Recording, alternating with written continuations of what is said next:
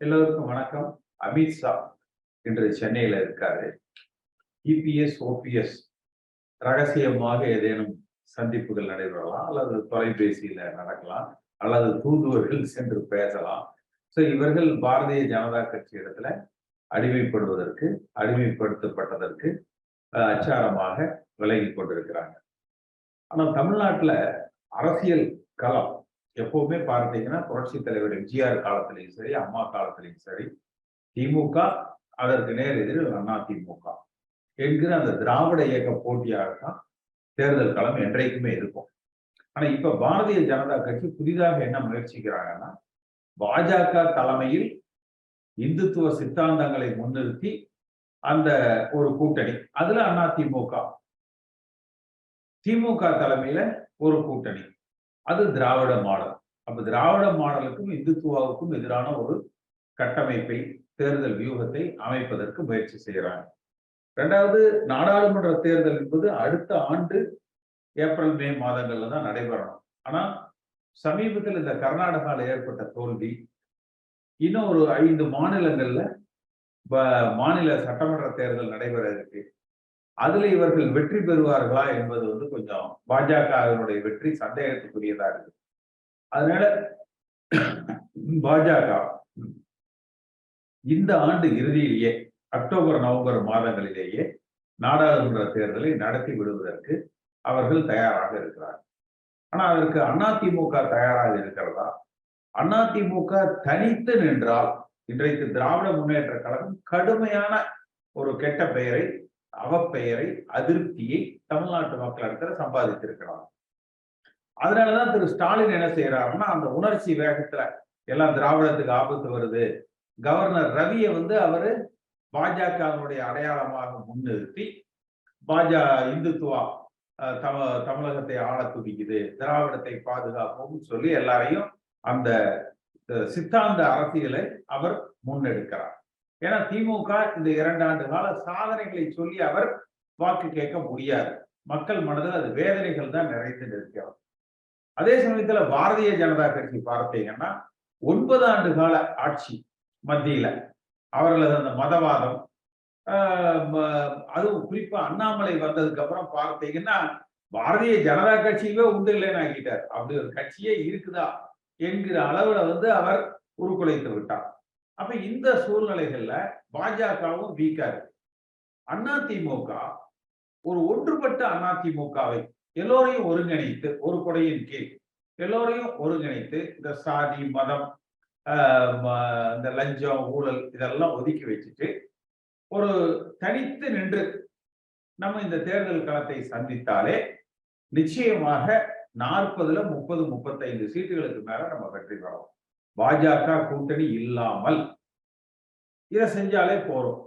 ஆனால் இதை செய்வதற்கு எடப்பாடி பழனிசாமியோ, பன்னீர்செல்வமோ, சசிகலாவோ, தினகரனோ, இந்த முன்னாள் அமைச்சர்கள் 30 பேரோ உடன்பட மாட்டாங்க.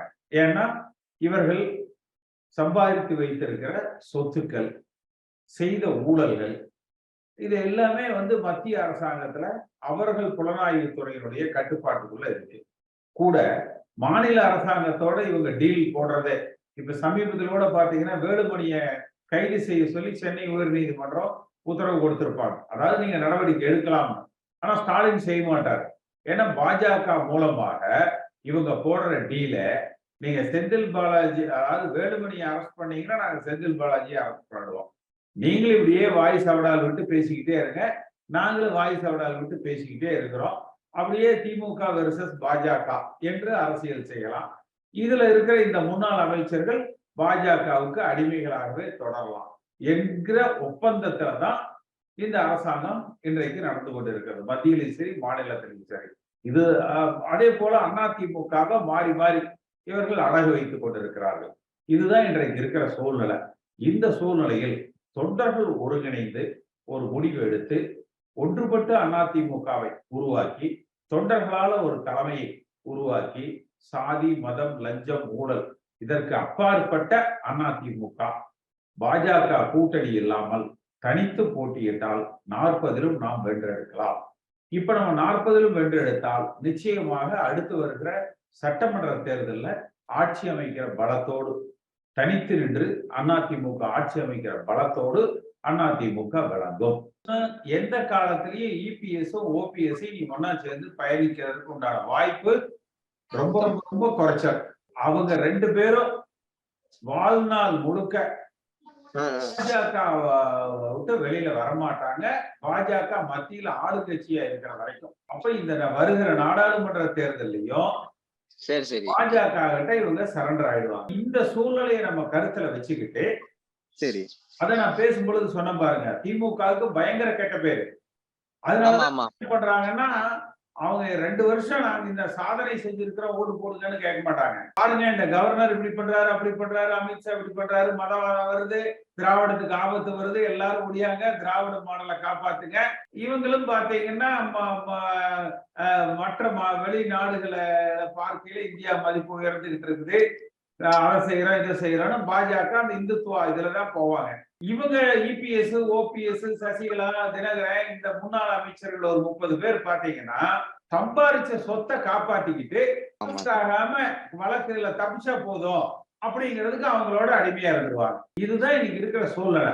கட்சியை காப்பாத்தணும்னா இவங்களை எல்லாரையும் ஒதுக்கி வச்சுட்டு தொண்டர்கள் ஒருங்கிணைஞ்சு எல்லா தொண்டர்களும் ஒருங்கிணைஞ்சு தொண்டர்களால ஒரு தலைமை அடையாளப்படுத்தப்பட்டு பாஜக கூட்டணி இல்லாம தனித்து, அதாவது அந்த லஞ்சம் ஊழல் சாதி மதம் இதெல்லாம் இல்லாம தனித்து களம் காண்போம் அப்படின்னு இறங்கினா நம்ம 40லயும் வெற்றி பெறலாம். ஏன்னா கொஞ்சம் அந்த பக்கம் கொஞ்சம் இந்த பக்கம்னா திமுக ஜெயிச்சிடும். அது முழுமையா சேரணும்.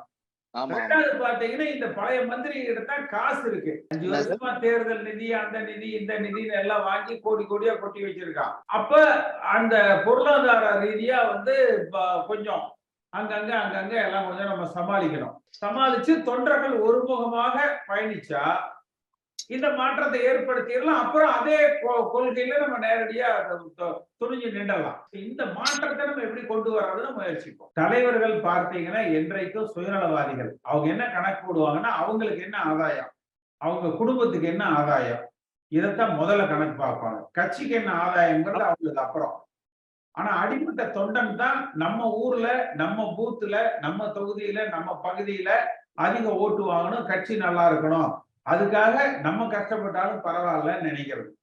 அதனால இந்த தலைவர்களால் ஆனா எல்லாம் ஒன்றிணைஞ்சு ஒரு முகமா திறந்துட்டோம்னு வச்சுக்கோங்களேன், எல்லாம் ஒரு சேர் போட்டு உட்காந்துப்பாங்க. நான் இது அப்பவே சொன்னனுங்க அப்படின்னு சொல்லிட்டு உட்கார்ந்துருவாங்க.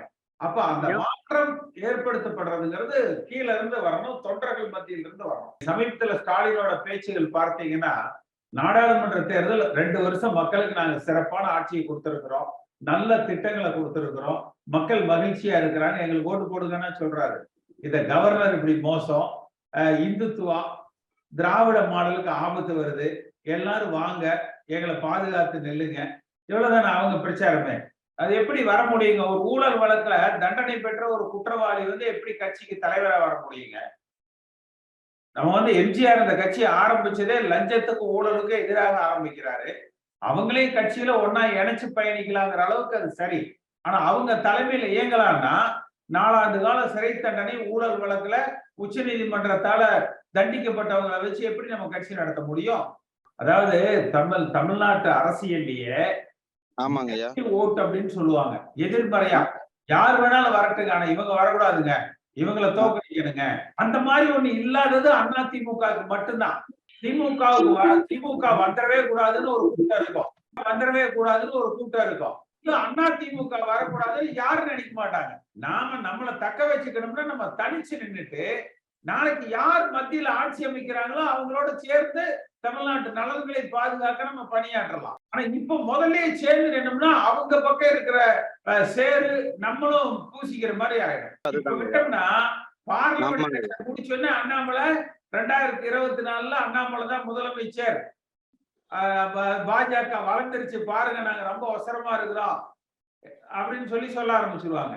அதனால இப்பவே தட்டி கலப்பி விட்டு போயிட்டே இருக்கிறது தான் அதிமுகவுக்கு நல்லது. எடப்பாடி பழனிசாமி பாஜக கூட்டணி விட்டெல்லாம் வெளியே வரமாட்டார், ஓபிஎஸும் வரமாட்டாரு, இந்த முன்னாள் அமைச்சர்கள் யாரும் வரமாட்டாங்க. அவங்க சம்பாதிச்சதை காப்பாத்திக்கணும். இவங்க விவரங்கள் எல்லாம் இவங்க என்னென்ன ஊழல் பண்ணாங்கிறதெல்லாம் மத்திய அரசாங்கம் எடுத்து வச்சிருக்காங்க. அதனால அவங்க அந்த மாதிரி துணிச்சலா அம்மா காலத்துல எடுத்த மாதிரியோ, எம்ஜிஆர் காலத்துல எடுத்த மாதிரியோ அந்த முடிவுகளை அவங்க எடுக்க முடியாது, மாட்டாங்க. நம்ம ஒன்றுபட்ட அதிமுகவை உருவாக்குவோம், தொண்டர்களால தலைமையை உருவாக்குவோம், பாஜக இல்லாத கூட்டணியை அமைப்போம். நிச்சயமா நாடாளுமன்ற தேர்தல்ல 40ஐயும் வென்றெடுப்போம்.